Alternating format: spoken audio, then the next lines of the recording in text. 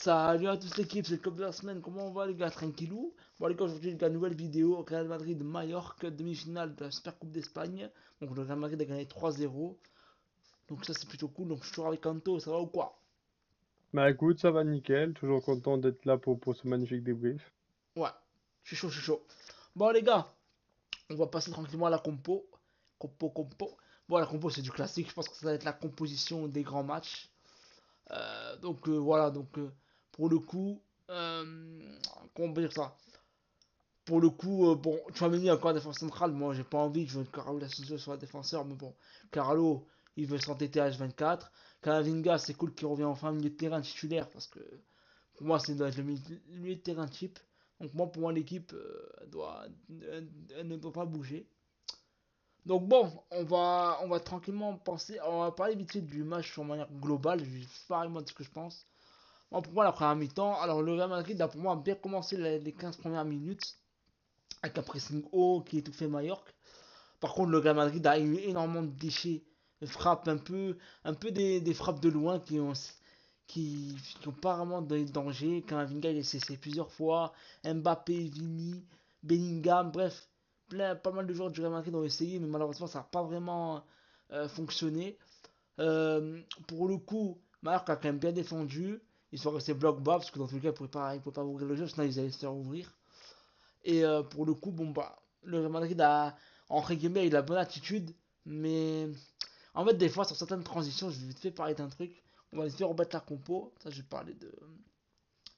Donc, les gars, en fait, moi, dans les transitions, il y a certaines transitions où le Real Madrid pressé haut, arrivait à récupérer les ballons rapidement. Encore ça allait. Il y avait des moments où le milieu de terrain était cassé en deux rapidement, sur deux trois passes. D'ailleurs, arrivait à vite casser le pressing. Et après, les attaquants ne faisaient pas les efforts. Ça arrivait plusieurs fois. On a déjà pointé du doigt ça, ce coup-là, du côté de Valence, si je te rappelle bien.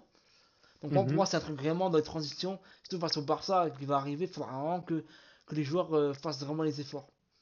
Donc pour le coup, voilà. Et voilà, t'as pensé quoi toi, du match de manière globale? Bah je pense en vrai pareil, j'ai surtout bien aimé le côté de bah forcément de la régularité en ce moment même d'un Mbappé qui nous fait de bonnes petites performances. Casse un peu la tête d'avoir une équipe un peu sous diesel du côté du Real Madrid où la première période bah, en soi ils ont du mal. Seconde période enfin ça commence à se bouger un peu plus les fesses. Honnêtement, Kamavinga a fait pour moi un très gros match. Très Ouais. très très très gros match, honnêtement. Ouais. Mallorca en face, ils ont quand même très très bien joué, hein. C'est ce qui a posé énormément de problèmes au Real Bah Madrid. surtout ils ont très bien défendu, mais et sur certaines Mais après, transitions, c'est comme après comme on dit, mais c'est pas facile de défendre en soi, donc c'est pour ça qu'on fait souvent en même temps aussi la qualité adverse. ouais, Rodrigo nous a fait un match pas très terrible, mais bon, heureusement qu'à son but pour récompenser un peu pour sauver tout son le match, parce bordel. qu'il était un peu discret, je trouve. Pour moi, Bellingham, il a fait plus que son match. Comme Il a une fait, pour fois, moi, il c'est a l'homme du toujours été match. Hein. encore ce. Bah, pour moi, en fait, pour moi, comme tu dis, c'est un peu la colonne vertébrale. Donc, heureusement qu'il est là, honnêtement. Et Ouais. puis, c'est vrai que la rentrée de Raúl Asensio, elle a vraiment tout changé au niveau défense. Rudiger, il s'est senti pour moi plus libre, plus plus soulagé parce qu'il pouvait se dire qu'il pouvait enfin avoir un défenseur à côté que si jamais lui se loupait, bah, il y avait toujours voilà, Raúl Asensio qui était là pour venir faire un peu cette deuxième lame qu'on attend d'une charnière centrale. Donc non, vraiment, vraiment, pour moi, pour moi actuellement, c'est le meilleur duo qu'on pourrait aligner pour une défense à 4 déjà. Chouameni, pour moi, il devrait pour l'instant rester soit on le fait rentrer à la place de Kamavinga, parce que Non, je pense que pour l'instant, cette non, chose, c'est sur le banc. bah, pour faire soulager Kamavinga, si, pour éviter qu'il se reblesse. Si. Oui, mais non, mais, Euh, non, mais pour, après, il faut redonner pour du rythme à soulager, Kamavinga. pour soulager des fois Valverde, ça peut être bien aussi. Pour rentrer Non, à la bon, limite, mais moi, pour moi, Chouameni, moi, pour moi, Kamavinga, il doit enchaîner parce qu'il s'est beaucoup blessé. Moi, pour moi, il faut peut-être pas qu'il fasse tout 90 minutes, mais comment qu'il fasse quasiment, enfin, qu'il fasse titulaire dans tous les matchs pour qu'il reprenne du rythme et que, parce qu'en ah fait, ça, c'est je suis pas, d'accord avec toi. Kamavinga, il est pour moi, actuellement, c'est le titulaire indiscutable, hein. bah oui, Tu peux pas l'enlever. Bon, mais pour moi, tu as un mini, tu peux le faire rentrer à la place de Kamavinga en période, en fonction du score ou quoi que ce soit, tu peux le faire rentrer parce que des fois, oui, oui, tu peux Kamavinga, le il est faire rentrer. fatigué. Il Bah fait ouais. que bouger dans tous les sens. encore heureux que tu fais rentrer quelqu'un à sa place. Donc déjà ça, après, bon, après les autres joueurs, on parle pas, on a l'habitude de les voir. Veni, on attend toujours plus de lui parce que là, honnêtement, ça fait quelques matchs là, c'est pas très terrible. Il peut Ce serait mieux, peut-être bien, il peut beaucoup mieux faire. Enfin, il peut mieux. Enfin, non, il peut vraiment mieux faire. Il peut vraiment. Là, honnêtement, son style de jeu, il reste vraiment à désirer. en fait, c'est pas ça. En fait, je pense il est trop frustré, j'ai l'impression. Il se frustre rapidement et surtout, il a des coups d'éclat, etc. Mais c'est pas assez pour moi. Pour moi, il doit être beaucoup plus tranchant et surtout, Bah, il doit nous faire du Vini qu'on a l'habitude de voir, ouais, c'est tout. comme ce qu'on avait vu C'est dans la tout, première partie de saison, tout simplement. ouais, c'est ça. Il doit être plus concentré dans ses Parce que pour moi, matchs. dans la Là, première pour partie de l'instant, saison, pour moi, dans la première partie de saison, c'était lui le meilleur joueur pour le coup, parce que Bellingham, c'est pas de la faute de Bellingham, mais on va pas y revenir parce qu'on a déjà débriefé. La première partie de saison, c'est les gars, comme pour en faire une petite pub, oubliez pas d'aller regarder nos vidéos on a fait des petits débriefs sur la Liga et sur la LDC, ce qu'on a pensé du Real, etc. Un petit bilan de mi-saison. Donc n'hésitez pas à aller regarder pour ceux qui veulent. Donc voilà. non, voilà. Mais oui, non, mais après, je pense qu'en soi, je pense qu'en soi, on a tout dit sur l'équipe, hein. On peut passer Wow, wow, on va passer on peut, on peut, directement. on- on peut passer au but, hein. En but, le petit 1-0, bah, en parlant de Bellingham, tiens, voilà, ça suit magnifique. C'est un peu ce joueur un peu à la Kuroko, qui se rend transparent, que tu attends toujours, tu sais qui il est, tu sais comment il va jouer, ses placements et tout, mais lui-même aussi, il a aussi une très bonne finition, et puis on le voit encore une fois face à Mallorca. Il arrive toujours à trouver des petits espaces, mais à chaque fois pour te mettre le ballon pile poil au bon moment. Et là, honnêtement, sur le premier but, rien à dire, hein. Il arrive en bam bam bam, premier tir loupé, deuxième tir, bam boum but. Voilà. Ouais. Donc en plus, il a bien Rien- mis rien- entre rien. les jambes, donc parfaitement Je mis. crois qu'en plus, je me trompe pas, je crois que c'est Mbappé qui fait le premier tir, je crois, c'est ça? Non, Rodrigo, il met la tête Ah, c'est sur le Rodrigo, pardon. poteau. Mais Mbappé, il tire, c'est sauvé sur la ligne et Bellingham, il marque à la fin. Voilà, donc.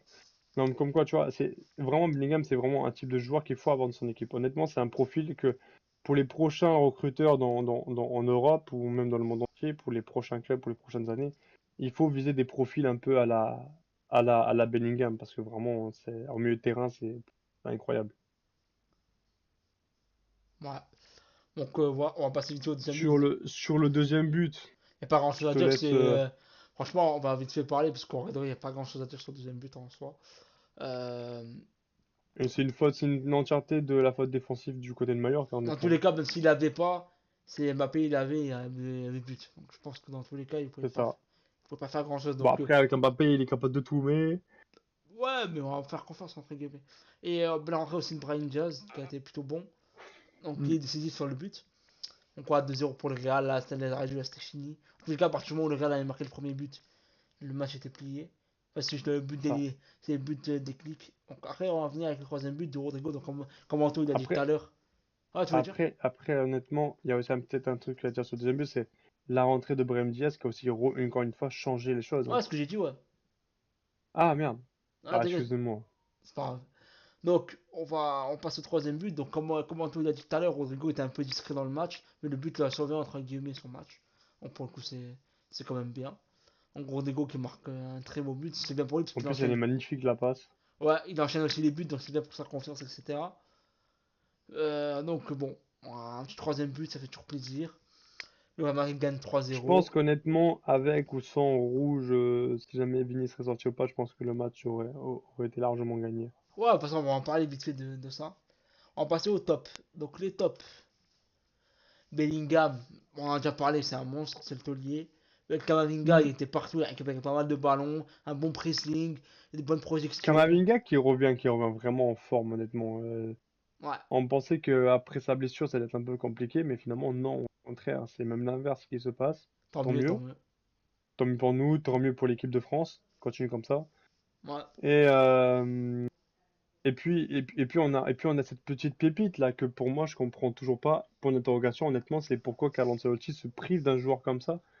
En fait, je sais pas si vraiment il se prive ou qu'est-ce que Carlo Ancelotti Je sais, est-ce que Carlo ne veut pas prendre le risque de le faire trop passer dans la lumière en mode dans le sens regardez voilà c'est vraiment le craquito défenseur central ou est-ce que c'est je sais pas. Non, moi je pense, moi je pense une petite théorie.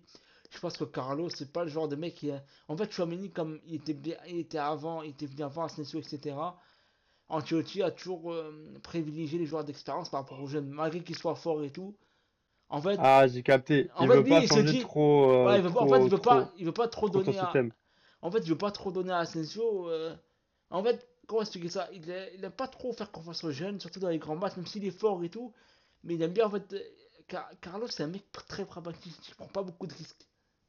Lui, il aime pas, il se dit, bon, je préfère faire jouer à Chouameni, c'est moins risqué, et au moins, même si moi, pour moi, c'est incompréhensible parce que tout, il y a plein de supporters, il y a plein de supporters du Du Real Real. qui comprennent pas pourquoi Asensio, Chouameni est titulaire. Pour le coup, il y a plein de youtubeurs, etc., qui pensent exactement comme nous. Donc ça veut dire qu'on n'est pas fou.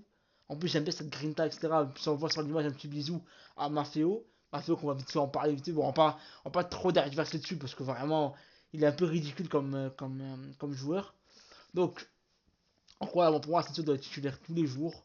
Et j'espère contre le Barça, il va être titulaire en finale. Pour moi, il faut des joueurs comme ça. En plus, il est très bon défensivement. Il est rapide. Il a un bon coup d'œil pour l'anticipation. Très fort duel aérien, physique. Il a un peu ses petits vices. Non, j'aime bien, j'aime bien. Il a tout pour devenir un défenseur titulaire du Real Madrid Mais au et de contraire, la Roja. comme L'Espagne, ils sont quand même ça, bien niveau jeunes. Ils ont des très bons jeunes. Hein. il me fait vraiment penser à Sergio Ramos dans sa manière de jouer, de sa manière de se comporter. Je pense qu'honnêtement, si tu devais lui poser la question qui est ton idole au football, je pense qu'honnêtement, il va dire Ramos. C'est possible. Hein. Après, comment tu veux ne pas dire Ramos? Et en plus, c'est un natif du club. C'est-à-dire que Raúl Asensio, il a grandi avec Ramos en tant qu'idole. Il a vu jouer au quotidien Ramos en tant qu'entraînement. Il a pu largement apprendre aux côtés de lui. Non, vraiment, c'est un joueur que vraiment à suivre, en tout cas. Et j'aimerais bien que Carlo Ancelotti me le titularise un peu plus souvent, parce que là, honnêtement, c'est pas quand Tchouaméni, mais Tchouaméni, ce n'est pas son poste d'être défenseur. Exactement. Bon, on va vite fait passer à Maffeo. On va vite fait passer à tout à l'heure. Bon, je vais vite fait parler. Je te laisse la main. Maffeo. On l'a mis en flop parce que bon, pour moi, déjà, il a fait un mauvais match. Bon, après, en vrai, Pour aucun. moi, en soi, c'est le flop du match, honnêtement. Genre, personnellement, c'est un avis, ça, qui me soit à moi. C'est un flop pas juste sur son comportement qui a été complètement ridicule, mais genre, son comportement ridicule, je précise, après le coup de sifflet final. Parce que ça, vraiment, ça a été totalement ridicule ce qu'il a fait. Par contre, son comportement durant le match pouvait être stratégique, mais en tout cas, il a très très mal abordé et très très mal fait. Parce que je pense pour faire sortir Vinicius de son match, il y a plusieurs moyens de le faire. Il y a de un, il faut que ton talent soit pas non plus égal ou supérieur, mais il faut que tu arrives à montrer des choses face à un joueur tel que Vini. Faut que tu arrives à lui rentrer un peu dans l'art, et je pense que c'est ce que Maffeo a fait, bah, c'est pas ce qu'il a fait, quoi. Il a fait tout l'inverse. Il s'est fait passer lui plus pour une victime qu'autre chose. À la moindre toucher d'épaule ou de bras, bref, un simple contact avec Vini, bam, il se jetait au sol. L'arbitre, au bout d'un moment, il a pris ton suite de jeu, il a compris à ce que tu voulais faire, il va pas siffler en fait. Faut que tu arrêtes. L'arbitre, il le voit tout le long du match, il le voit. Et puis en plus, les arbitres, ce qu'il faut savoir, c'est qu'ils s'intéressent énormément à ce genre de joueurs. Comme ça, surtout que s'il y a eu en plus un antécédent ou un incident, par exemple, dans le sens où c'est dans l'avant-match, il y a eu un joueur qui a été pris à partie sur un trash talk. Et ça a été le cas du côté de Maffeo qui a dit, ouais, Vini, toi, je vais te mettre KO. Bah ouais, mais en fait, non. C'est plutôt Vini qui t'a mis KO déjà de 1. Et puis de 2, en plus de ça, c'est le Real Madrid qui t'a mis KO. Parce que même tes coéquipiers, quand on fait un très bon match, bah, il les a pas respectés en faisant ça. Et encore pire après au coup de sifflet final. Il les a vraiment pas respectés. Voilà, Ah. c'était juste une petite aparté sur ce petit jeune joueur. Je pense qu'il a du potentiel, honnêtement, parce que si tu es titulaire à Mallorca, c'est pas non plus une mauvaise équipe, Mallorca. C'est vraiment, tu vois, c'est pas non plus le haut tableau, c'est tout. Mais ça, c'est quand même une bonne équipe. Mais il doit avoir du potentiel, ce joueur, c'est obligé. Mais pas comme ça. Et Ouais, si tu ouais. veux faire une stratégie pour faire sortir un joueur de son match, renseigne-toi, Mafeo. Il y a des joueurs, inspire-toi de Materazzi, inspire-toi de Gattuso, inspire-toi de Ramos, de Pepe, voilà, ces joueurs-là, ils savent comment faire. Ok, ok. Ouais, bah, je suis d'accord avec toi. Pour moi, il n'y a rien à rajouter parce qu'on va devoir tout dit pour le coup. Donc voilà, donc je pense que voilà, on a été assez complet dans ce débrief pour le coup. Bon les gars, n'hésitez pas à liker, commenter, partager. Surtout liker, ça nous donne, c'est important pour le référencement. Donc moi je vous dis à la prochaine les gars, goodbye. Et ciao!